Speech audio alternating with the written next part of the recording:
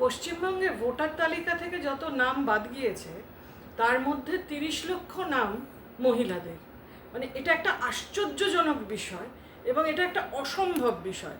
পশ্চিমবঙ্গে 30 লক্ষ বহিরাগত মহিলা থাকতেই পারেন না এবং এটা ইলেকশন কমিশনের চূড়ান্ত অপদার্থতা, চূড়ান্ত ব্যর্থতা যে তারা বিয়ের পরে মেয়েদের যে পদবি পরিবর্তন হয়, বিয়ের পরে মেয়েদের যে ঠিকানা পরিবর্তন হয়, সেগুলোর প্রতি তারা এতখানি ইনসেনসিটিভ।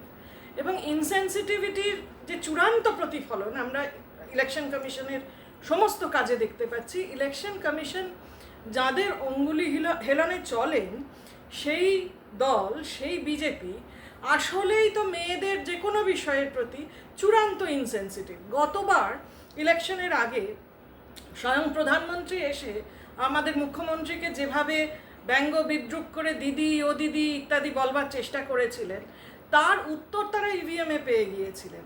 এবং তৃণমূলের যে ভোট বেস মহিলাদের মধ্যে, মহিলাদের যে আস্থা এই দলের প্রতি, সেটা কিন্তু বারবার নির্বাচনে প্রতিফলিত হয়েছে। কাজেই বিজেপির এই যে চক্রান্ত করে 30 লক্ষ মহিলা ভোটারকে বাদ দিয়ে দেওয়ার যে চক্রান্ত, সেটা কোনোভাবেই সফল হবে না, কোনোভাবেই সফল হবে না। আরও এই জন্য যে বিজেপি একটা কোরে নারী বিরোধী দল।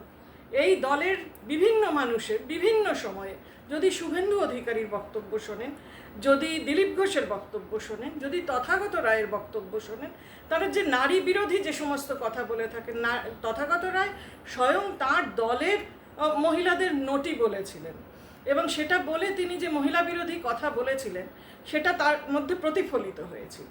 এবং এইভাবে 30 লক্ষ মহিলা ভোটারকে বাদ দিয়ে কোনোভাবেই বিজেপি নির্বাচনে কোনো লাভ করতে পারবে না। মেয়েরা সামগ্রিকভাবে বাংলার জনগণ এর উত্তর ইভিএমেই দেবেন। আমার নাম সৈয়দ তানভীর নাসরিন। আপনারা দেখছেন গণমঞ্চ বার্তার ইউটিউব চ্যানেল। সঙ্গে থাকুন, পাশে থাকুন।